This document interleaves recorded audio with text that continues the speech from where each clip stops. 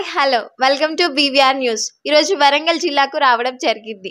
మనతో MP parliament aspirant advocate గోపికా రాణి గారు మనతో ఉన్నారు. సో యాజ్ ఏ ఎంపీ ఆస్పిరెంట్గా వారు ఏం చెప్తారో వారి మాటల్లోనే అడిగి తెలుసుకునే ప్రయత్నం చేద్దాం. నమస్తే మ్యామ్, బాగున్నారా? నమస్తే అండి. ముందుగా బీవీఆర్ టీవీ ఛానల్ వారికి నా నమస్కారాలు. ఓకే మ్యామ్, యాక్చువల్లీ మీరు అడ్వకేట్ కదా, మరి ఎంపీ టికెట్ ఎందుకు అడుగుతున్నారు? ప్రజలకు సేవ చేయాలనే ఉద్దేశంతోనే ఎంపీ టికెట్ అడుగుతున్నామండి. న్యాయవాద వృత్తి కూడా ఒక రకంగా సర్వీస్ లాంటిదే. ఇది కూడా అందుకోసం అని చెప్పేసి సేవ చేయడం కోసం, ప్రజలకు సేవ చేయడం కోసం ఎంపీ టికెట్ అడుగుతున్నాను. మ్యామ్, మీకు ఎంపీ టికెట్ వస్తుందని గ్యారంటీ ఉందా? ఖచ్చితంగా ఉందండి. ఒక మహిళగా వస్తుందని అనుకుంటున్నాను. మ్యామ్, ఒకవేళ మీకు ఎంపీ టికెట్ కన్ఫర్మ్ అయితే ప్రజలకి ఏం చెప్పి ఓట్లు అడుగుతారు? మోడీ గారు ఈ 10 ఏళ్లలో ఏదైతే అభివృద్ధి చేసి చూపించారో దేశంలో, అదే అభివృద్ధిని చూసి ఓట్లు అడగాలని అనుకుంటున్నామండి. ఓకే మ్యామ్, మీరు పార్లమెంట్ ఆస్పిరెంట్గా ప్రజలకు ఏం చెప్పాలనుకుంటున్నారు? ఇంతకుముందు ఏదైతే బీఆర్ఎస్ పార్టీ అభ్యర్థి 2 టర్ములు అంటే 10 సంవత్సరాలు మన ఎంపీ అభ్యర్థిగా ఉన్నారో, ఆయన హయాంలో ఇంతవరకు ఒక్క పార్లమెంటు నియోజకవర్గాలలో పర్యటించిన దాఖలాలు కానీ, మాట్లాడిన సందర్భాలు కానీ ఏ ఒక్కటి లేవు. ఆయనకి ప్రజలతో సత్సంబంధాలు కూడా ఏవి లేవు. అంటే అసలు ఎక్కడో పసునూరి దయాకర్ గారు అంటే ఏదో ఎంపీ అనే పేరు తప్ప ఎక్కడ కూడా పత్రికలలో కానీ, పేపర్లో కానీ, ఒక మీటింగ్లో కానీ, ఏదైనా కార్యక్రమంలో కానీ ఆయన పార్టిసిపేట్ చేసిన సందర్భం అయితే లేదు. కాబట్టి ఆయనతో పోల్చుకుంటే నేను ఇప్పటికే ప్రజలతో మమేకమై ఉన్నాను. ప్రతి సందర్భంలో అవేర్నెస్ ప్రోగ్రామ్స్ ఇవ్వడం జరిగింది. నాకంటూ సొంతంగా ఎన్జిఓ ఉంది. ఎన్జిఓ ద్వారా పలు సేవా కార్యక్రమాలను చేపట్టడం జరిగింది. మెడికల్ క్యాంప్స్ కండక్ట్ చేయడం జరిగింది. ఒక అడ్వకేట్గా చాలా లీగల్ అవేర్నెస్ క్యాంప్స్ కండక్ట్ చేయడం జరిగింది. ఒక జేజేబీ మెంబర్గా చిన్నపిల్లల బాలల న్యాయమండలికి నేను మెంబర్గా ఉన్నాను. ఇలా వాళ్ళకి కౌన్సిలింగ్ అవి చేయడం కూడా జరిగింది. కాబట్టి ఇవన్నీ కార్యక్రమాలు చేశాను కాబట్టి ప్రజలతోనే మంచి సంబంధాలు అనేవి ఉన్నాయి. ఓకే మ్యామ్, మనకి 8న మహిళల దినోత్సవం రాబోతుంది. సో మీరు అడ్వకేట్గా మహిళలకు ఏం చెప్పబోతారు? నేను ఒక మహిళగా, రాజకీయవేత్తగా, ఉన్నత విద్యావంతురాలుగా, న్యాయవాదిగా చెప్పదలుచుకున్నది ఏంటి అంటే, మహిళలకి శక్తి సామర్థ్యాలు బై బర్తే ఉంటాయి. వాటిని వెలికి తీయడం అనేది ప్రధాన సమస్య.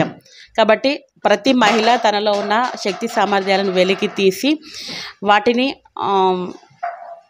బలోపేతం చేసుకొని ఉంటే వాళ్ళు ఏదైతే ఎంచుకుంటారో రంగంలో, ఆ రంగంలో వాళ్ళు నిష్ణాతులు అవ్వడానికి అవకాశాలు ఉంది.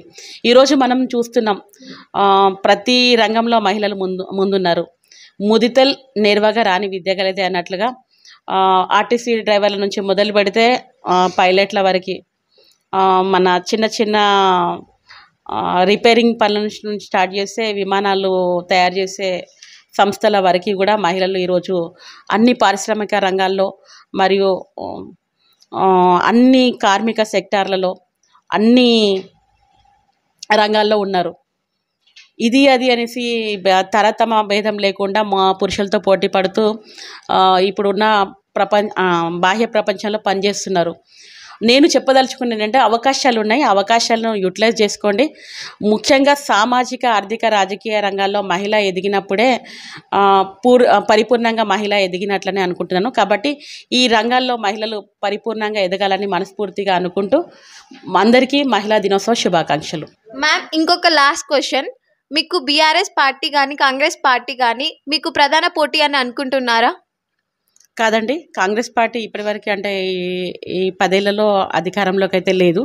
మొన్న ఇచ్చిన ఏదైతే 6 గ్యారంటీలు ఉన్నాయో ఆ 6 గ్యారంటీలలో ఒకటి కూడా అంటే కొన్ని గ్యారంటీలు అమలు పరిచింది, కానీ అది కూడా నమ్మశక్యంగాని విధంగానే ఉంది.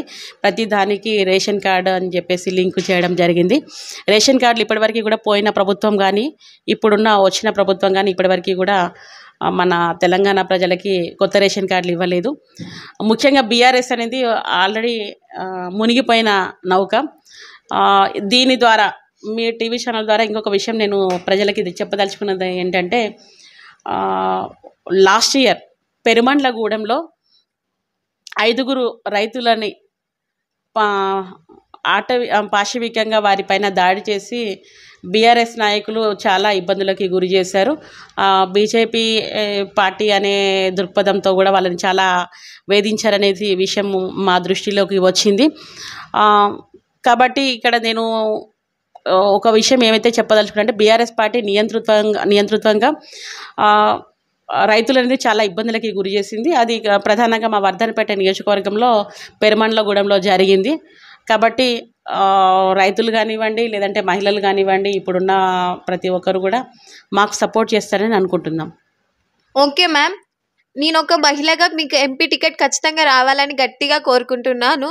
సో ఇదండి ఇవాళ ఇంటర్వ్యూ. మళ్ళీ మరొక ఇంట్రెస్టింగ్ అండ్ ఇంపార్టెంట్ టాపిక్తో మళ్ళీ మీ ముందుకు వచ్చే వరకు చూస్తూనే ఉండండి BVR TV news. Until then, bye bye, take care.